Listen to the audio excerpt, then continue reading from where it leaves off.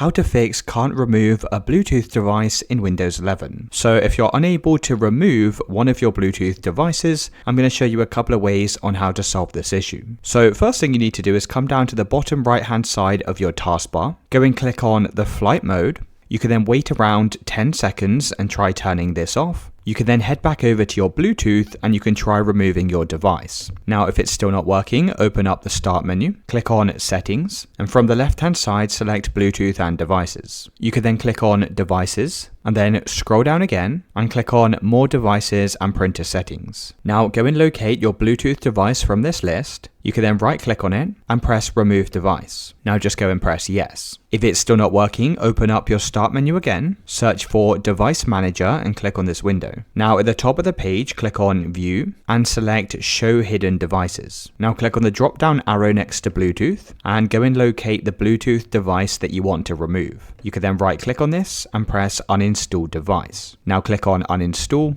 and that should go and delete the Bluetooth device from your Windows 11 computer.